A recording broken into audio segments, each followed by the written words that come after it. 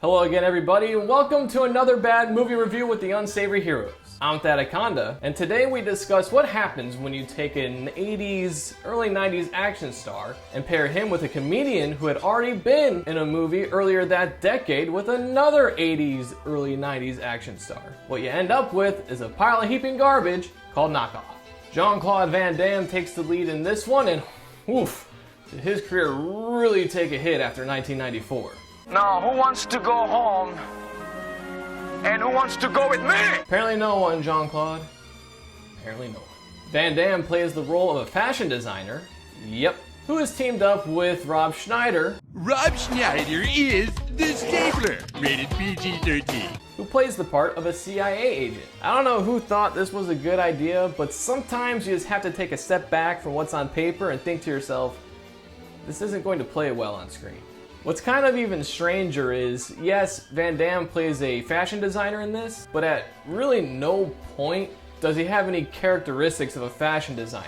It's like they just gave him the title and that was it. What he really is in this movie is a knockoff artist who knows how to fight. Park Sui was in the director's chair for this one, and I apologize if I mispronounced the name. But this was not his final movie like what we've seen in movies before on these reviews, as he has close to 200 credits to his name as both a producer and director. If you've never heard of this movie, don't worry, because you're not the only one. On a budget of $30 million, this movie only brought in a little over 10.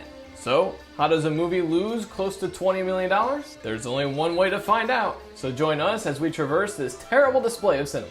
We immediately get our title card and jump right into the action. This movie may do a lot of things wrong, but at least they throw us right into the action and don't make us have to wait for anything. Some Russians are trying to retrieve some explosive dolls, and they end up blowing all of them up. I'm no scientist, but I'm pretty sure this guy would have been cooked.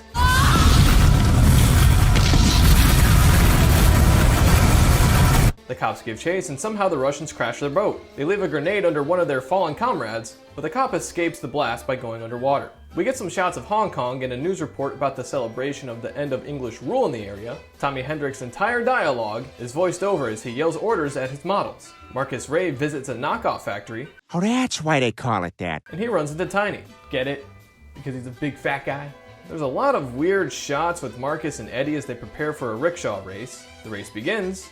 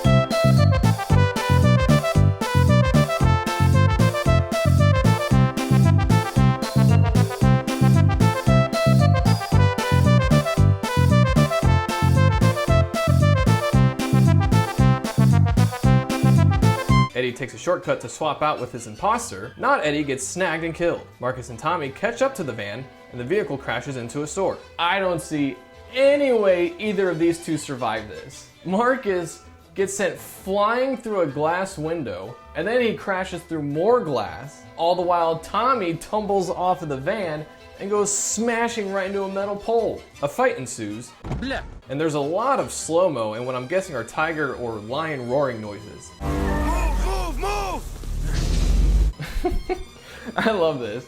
How is this guy supposed to get into the car when they're already driving off at about 30 miles an hour? It's like when you're playing a prank on one of your friends, like, come on, get in, get in, get in. You just keep accelerating right before they get in the car, like, oh, no, keep going. At the police station, this guy, whose voice doesn't match, tells our protagonist about one of the Russians killed at the shop. He also says the rickshaw race wasn't permitted. This information doesn't make any sense. The loudspeaker at the start of the carnival, to me it sounded like it said this was the 7th annual rickshaw race. Your attention, please. The Hong Kong Merchants Association will begin its 7th annual charity race in 10 minutes. You're telling me this thing's been going on for quite some time, and it has been permitted, and no one's looked into it? We then meet another main character, Karen Lee, 20 minutes into the movie. She claims to be Executive VP of International Sales of Tommy's Jean Company. Made a decent penny in boiled denims and the bridge business, mostly. You would think one of these two would be involved in hiring Karen, seeing as how she seems to be a high-ranking position in the company, or at least they would know what she looks like because of her title.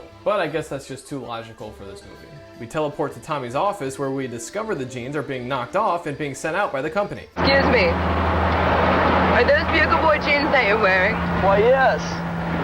They are Bugle Boy jeans. At the half-hour mark, we discover Tommy is actually a CIA agent. Our two main characters join along for a factory raid, and the building gets blown up. Marcus finds himself on top of the truck, and another fight scene occurs. I will say this about the movie. While yes, the acting is just not good, Eddie, I made a deal for you. the story is basically non-existent, and the camaraderie between Schneider and Van Damme is incredibly forced. What it does do well is the fight choreography and the stunts. However, what kind of ruins that are these strange decisions in cinematography. There's these weird cuts, weird effects, and just odd choices you see during the fight scenes that really just pull you right out of them. Tommy takes Marcus to the CIA hideaway where we find out about the miniature explosives that cause the green explosions. Turns out the Russians' plans are to put these tiny bombs into products and pretty much set them off whenever they want to.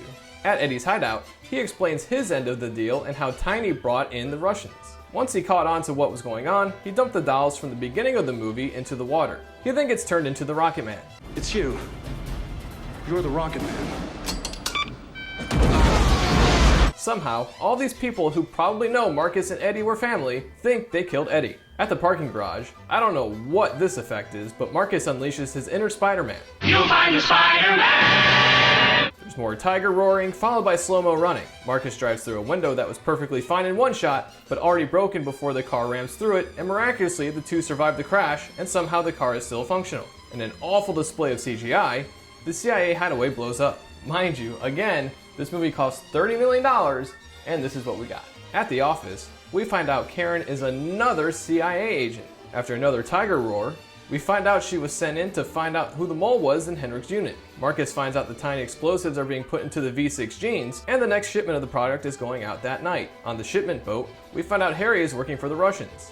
This should have killed Marcus, or at least broken his hands. Apparently, this glass bottle with the acid is strong enough to survive a kick, but weak enough to break when it hits someone's arm. What is this bullet made from that it sends a guy flying when he gets shot? There's an unauthorized intrusion. An unauthorized intrusion seems kind of redundant. Lucy? You hit her pretty hard there, Rick. This guy's special weapon is a glasses lens. Could you imagine being killed by this thing? You're standing at the pearly gates, discussing with people around you how they died. I was battling an illness for quite some time, and after some ups and downs, I finally made my peace with that, and now I'm just waiting to get in. How about you? Some guy slit my throat with his glasses lens. I mean, you'd be laughed right out of line. After disposing the guy with TB, I have attention consumption! Harry accidentally blows himself up. Or did he?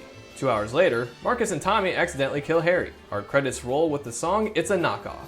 And that's Knockoff, ladies and gentlemen. A pretty good example of what happened to Jean-Claude Van Damme's career after the mid-90s. Although he has seen a bit of an uptick ever since the last decade or so. As for Rob Schneider, well, he's basically in every Adam Sandler movie, and he has done a ton of voice work ever since the turn of the century. You could say this movie is an example of how no matter how bad a movie is, it doesn't necessarily make it a career killer. I would personally say this isn't the worst movie neither Van Damme nor Schneider have been in, but that's not really saying a lot because both of these two combined have made a ton of duds. I would recommend watching this movie at least once. Really the only saving grace for it is the fight choreography and the stunts, but like I said earlier, there are just these weird directorial decisions that really pull you out of the movie and fight scenes. But if you can get past that, you can at least enjoy those scenes. In a weird way, this movie is actually better the second time you watch it, but I would not suggest watching it more than once. With that being said, we rate this movie 3 out of 6 beers. Cheers to you. That'll wrap things up for this edition of Another Bad Movie Review with the Unsavory Heroes. Make sure to support the channel by hitting those like and subscribe buttons, because you know what'll happen if you don't.